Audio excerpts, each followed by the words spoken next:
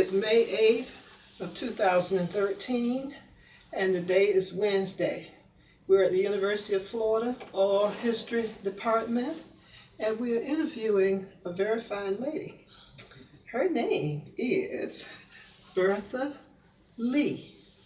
Bertha Lee has been a part of Alachua County since 1946, when she moved from down south to Gainesville with her family. We'd like to interview her today and talk with her about some of the situations in this county, which is Alachua County. Miss Lee, would you please state your name? My name is Bertha Lee Middle name? Williams. Thank you. Lee. Okay.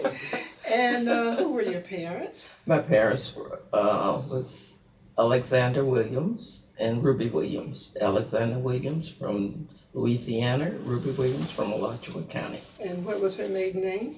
Her maiden name was Ruby Jones Williams. Thank you. Okay. And to that reunion, how many children? There were 5 children. Okay. Would you state their names, please? Oscar, Barbara, Earl, Willie, and Bertha. And you were the youngest? I was the youngest. Okay. And how many are living today? There are 3 living, Willie, Earl, and Bertha. And Bertha, 3 living. Would you tell me where you all lived in Alachua County? We lived in a little known place called Minnie Hill. Minnie Hill was a part of the Serenola Plantation. Can you give me some coordinates as to where that was located? That's the southwest section of Gainesville, located west of 441, south of the Williston Road. The road number for Williston Road, I can't remember all the time, so I just call it the Williston Road. That's Yes. what it was called back then. Okay. And it's situated on 1,000 acres of a former plantation. And so did your father own 1,000 acres? No, my father didn't own 1,000 acres. My great-great-great-grandfather was a former slave of the Serenola Plantation. And after slavery, he became the owner of approximately 70 acres of the plantation. Mm-hmm. Tell me one thing, how did we get the name Serenola? Serenola was recorded in the Alachua County records, but it wasn't known whether it was a legal plantation or not. So all of the documents states known as Serenola Plantation, but there were no local documents showing that it was actually a plantation. So in 2009, I went on a journey to find out where Serenola Plantation, the name Serenola, came from. And it was a name that was given to that particular plantation by the owner. The owner was from Darlington, South Carolina. And from that point of research, I had to go into the South Carolina Historical Archives to verify that Serenola was the name given to the plantation by that plantation owner in 1857. What was that, a lady's name by chance? Serenola, a part of it was not really a lady's name. It's the form of the word serenity. Yes. Mm-hmm. So it means calm, peaceful.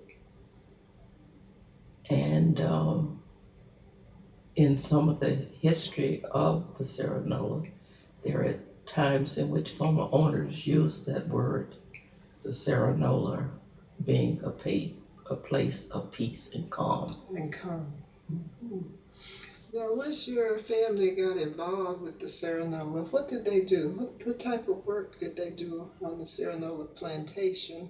And then, of course, it still kept the name Serenola and became Serenola Farm for your family.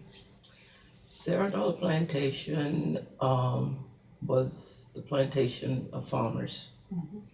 They raised sugarcane, corn, cotton, and there were also pines. Pine, a large amount of pine trees that was growing there. So, my family, they ended up being farmers. Yes. They farmed the land. They were bought here in 1857. The journey from Darlington, South Carolina, consisted of plantation owner with 120 slaves. And they remained on the plantation. A large number remained on the plantation after slavery. And they began acquiring the land starting in 1870 through 1880. And they worked, saved their money. Yes. They did not acquire it through the Homestead Act. Okay. They purchased it outright, cash. Mm. We are yet to figure out how, in the period from the end of slavery, 1865 to 1875, that they could have acquired that amount of money. Some acreage went from $270 to $800 for the total lot. I checked the Freedman Bank. Yeah. And I found that there were no record of any of the owners at that time making a request for a loan from the Freedman Bank. So through family history, then we're to assume that they worked and they saved and they started purchasing the land. But it was with the help and through the help of the owner of the plantation at that time. And the owners at that time was some very prominent, well-known men who lived in this country. How about the Carnegies? The first owner. Yeah. Go back to the first owner. First owner was David R. Williams. That's right. From Darlington, South Carolina. The son of the former governor of South Carolina. He was the governor, I think, in 1814 or 1816. He was the governor of South Carolina. He was the grandson of the former governor. From David R. Williams, the land was sold to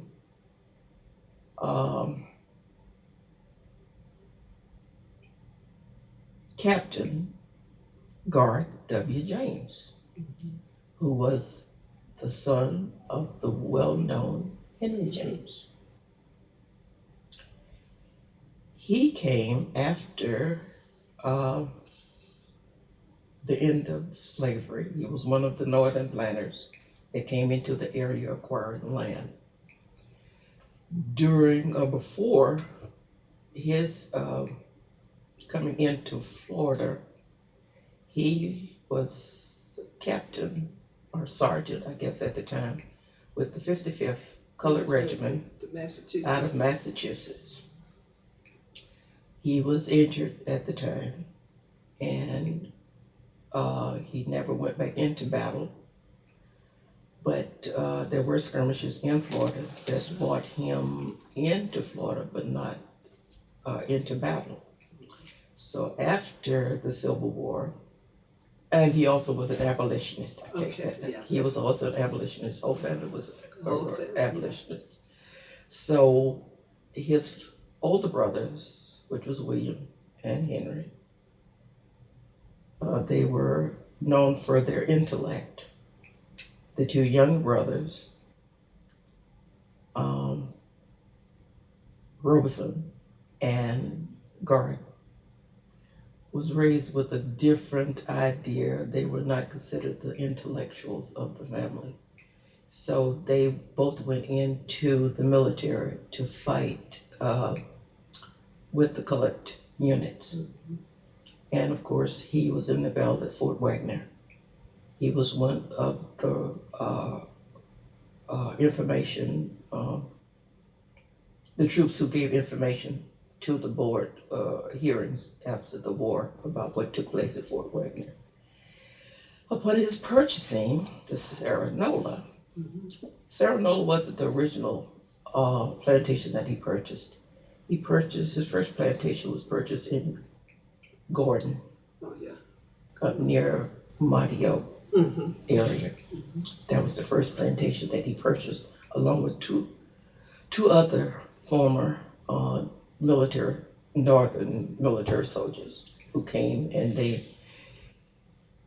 at a point, could not get along because what had happened with the former soldiers was Garth's intention was that he wanted to have a utopia where he would educate former slaves, allow them to own land, and become citizens in that way through education and land ownership. Well, his partners didn't agree. They wanted him to do what they were sent to the South to do, to continue slavery under a different name. So he broke away, and he traveled about 4 miles south of Gainesville, and he found the Serenola, and that's how he purchased the Serenola. While he was the owner of the Serenola, problems came. He wasn't a farmer, and the boll weevils came. 1917, that's right. And when the boll weevils came, his job as a farmer started to dwindle. Of course. And he was going broke, and he was losing his father's money. So then he sold the Serenola plantation to a lawyer named William Robeson, who was the attorney for Andrew Carnegie. So Andrew Carnegie invested in the Serenola, which he owned a certain percentage of it. Then William Robeson acquired that interest, and William Robeson became the full owner. But before William Robeson became the full owner, Garth W. James had sold the first mortgage to one of the former slaves, which was Harrison Lynch, and that was in 1875. So that was the first mortgage that was written on the Serenola, was in 1875 to Harrison Lynch. When Robeson took over, he acquired that mortgage. So by 1880, the mortgage was paid off. By 1880, my ancestors, Mac Williams, Washington West, Jerry Gregg, had also acquired large pieces of the land. They were not through mortgage, but they were just through, purchases. And by the 1880s through 1890s, the former slaves owned approximately 400 plus acres of the land. They remained the owners of that land until 1890-some, when William Robeson sold the first piece of the plantation to a white owner, and they were the Crowns. They moved from Virginia and became owner of, I think it was approximately 20 acres of the land. The land remained as it was until the 1920s, when the remainder of the 1,000 acres was sold to another white owner. So the original owners of the plantation after the Civil War was predominantly black. And Robeson sold the land to those former slaves. Those former slaves kept it within the family. When one could not handle his taxes or whatever, the next would step in and take over. But those 5 original owners, it remained the 5 original owners and their families who were the majority owners of the plantation after. Let's come up to today. What happened 2 years ago in Alachua County concerning the In Serenola? Alachua County with the Serenola, I ventured out to solve the mystery and to get historical information about the Serenola. I was not searching for the Serenola in the sense of the land owners, the previous land owners. I was searching for the history of my family. The genealogy of the family. So mine started out with genealogy, in which I had been studying genealogy over a few years. So out of that study of genealogy, I discovered the history of the Serenola. Not the Serenola of the slave owners, but the Serenola of the slaves. And I did genealogy on all of the slaves that was noted on the maps. There was a map that was done in 1875 for Andrew Carnegie that listed the names of the former slaves. So I started doing genealogy research on those. And out of that came a request for a state marker recognizing the former slaves of the Serenola Plantation. So it was a journey that started, didn't know where it was going to lead to, didn't know what was going to come out of it. But the state of Florida accepted my research. And they allowed me to work. And now we have a marker. Yes. Serenola Plantation. It gives a brief history of the beginning, but we did something that had not been done before in the state of Florida, in which the state told me that they do not put names of former slaves on markers unless they were of significance. And I said they were significant. Very much so. Because there were 120 people who arrived in Alachua County. No one knew what happened to them after slavery. No one really cared. No one even knew that Serenola Plantation existed, only through the records of known as Serenola Plantation. So I made them significant. Another thing that was made significant was the church.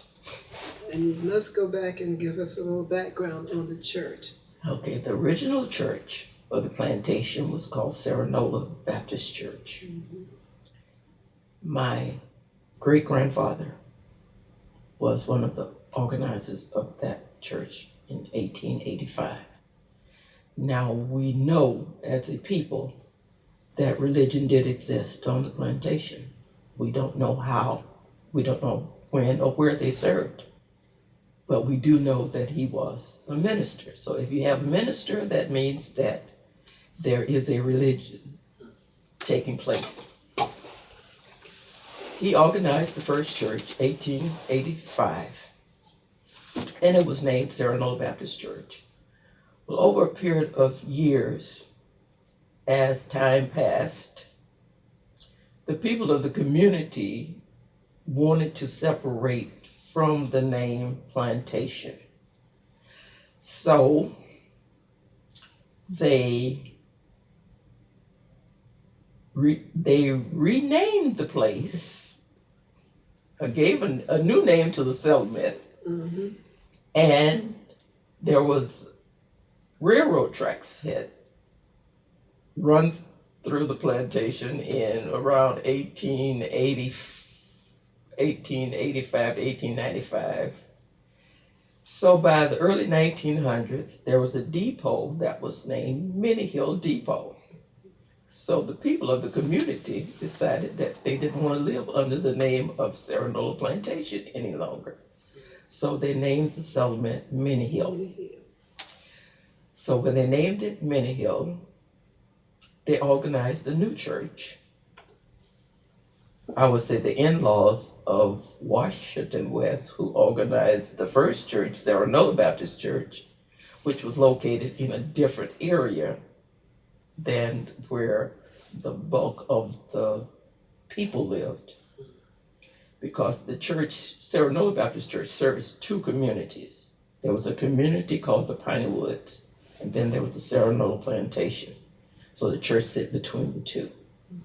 So that church remained, but the families decided that they wanted to get a church more closer to the area where the largest number of people lived on the plantation. So they organized a church, Many Hill Baptist Church, named after the depot, Many Hill Depot. So it became, the settlement became Many Hill.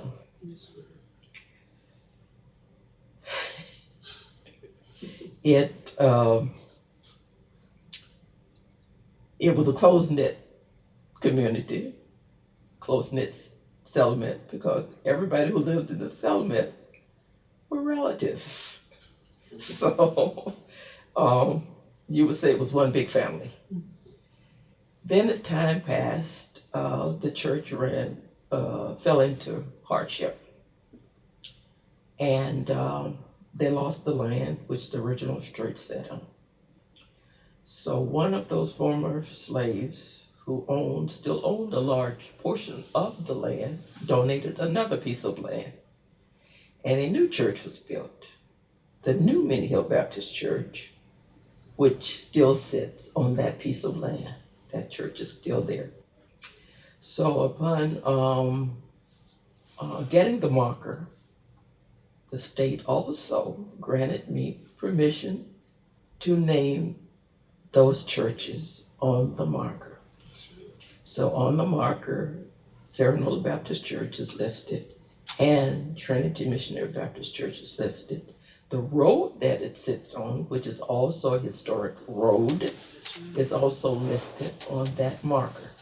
The marker now sits in Squirrel Ridge Park, which is located on the corner of 441 and the Williston Road. And some of the descendants of the former slaves are, I should say, freedmen, still reside in that area and still attend the church. I still attend the church.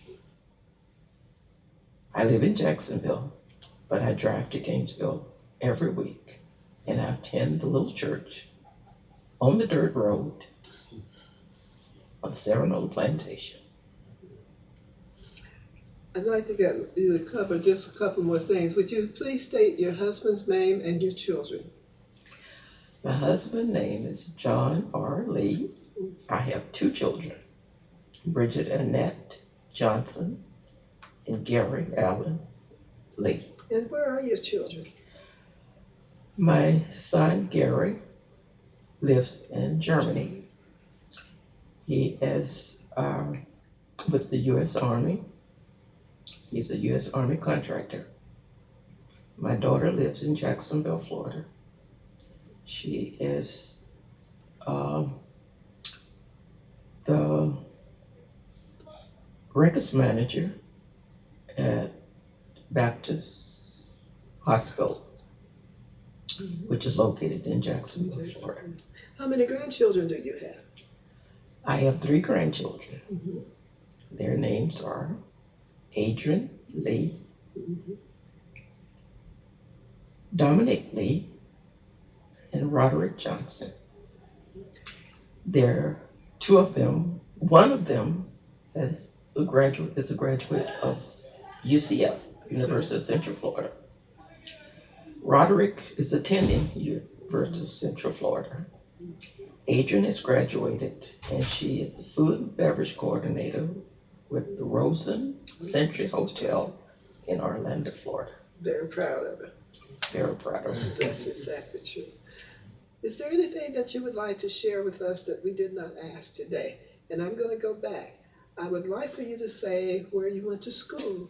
In Gainesville. For the record. I am an alumni of Lincoln High School. Graduating class of 1962. And would you mention some of the people that you know that were classmates of yours? Because we ran across a couple of them out here in the lobby. Well, the one well-known one is Albert White. Of course. That's right. That was one of my best friends and classmates. And I known Judge Stephen Nickel. He was class ahead of me, 1961. And I was just looking at the brochure outside, and Samuel Taylor, I know him. I think there was Isaac Jones, who was a professor at Santa Fe. And there are just so many. I could go back to 1950 when I started elementary school at Lincoln. All my teachers and my students, but it would be a very long interview if I started going into everybody that I know in Gainesville. And I'd also like to know a little bit about your travels. Would you just mention a couple of places that you've traveled, you and your husband? And by the way, we didn't ask, what did your husband do?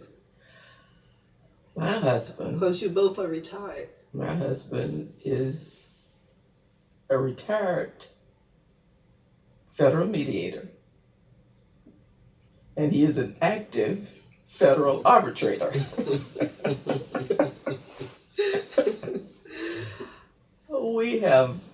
I've always traveled with him throughout the United States. He covers quite a bit of territory, handling mediation cases and arbitration cases in the southeast section of the United States.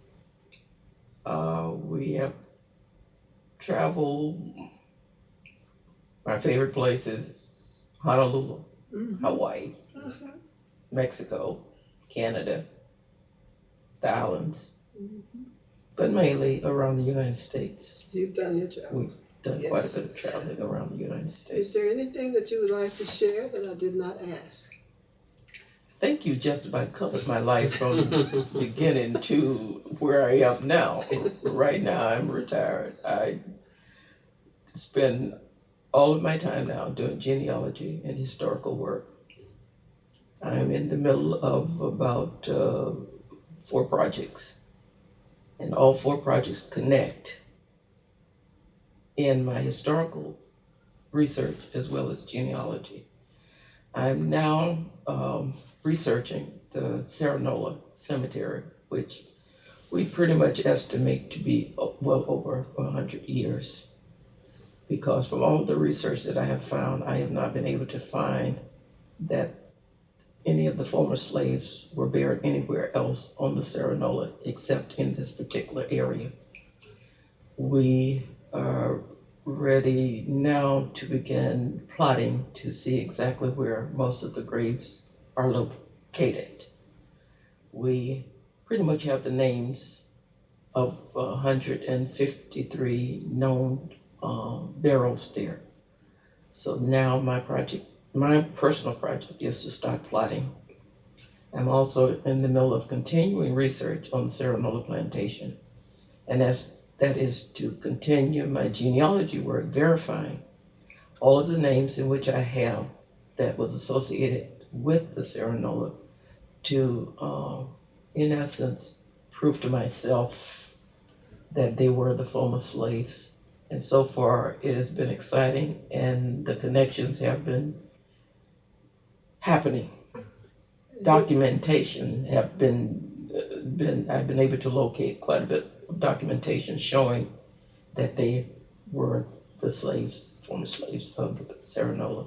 And then I have my family tree, in which that is a continuing process of finding and verifying all of these people and bringing the connections together, because those 5 original people that is listed on that marker as property owners, there is a family connection we grew up knowing that we were cousins, but as to where they fit into the lineage, I have yet to bring all of them together. I have brought 3 of them together, but I can't bring the 2 other ones together.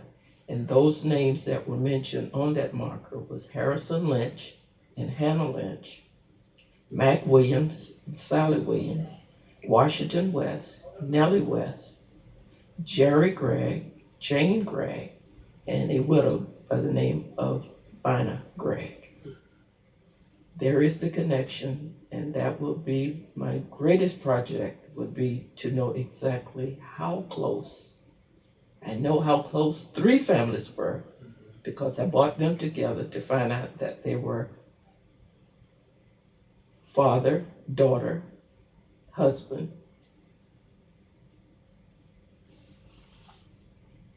father, daughter, husband, but the Bina Gregg connection to the Jerry Gregg, I have to bring that. And if I bring that together, then it would have been that they were one big family that was acquiring property. That's where I am right now. And I want to thank you so much for your time today. And what you are doing is helping African American history. Even though it's personal for the family, you're sharing history that Alachua County does not have. The state of Florida does not have. The United States doesn't have. And of course, we got to do a little bit more with South Carolina because so many of those family members came from South Carolina here to Alachua County. We want to thank you for your time today. Today is May 8th.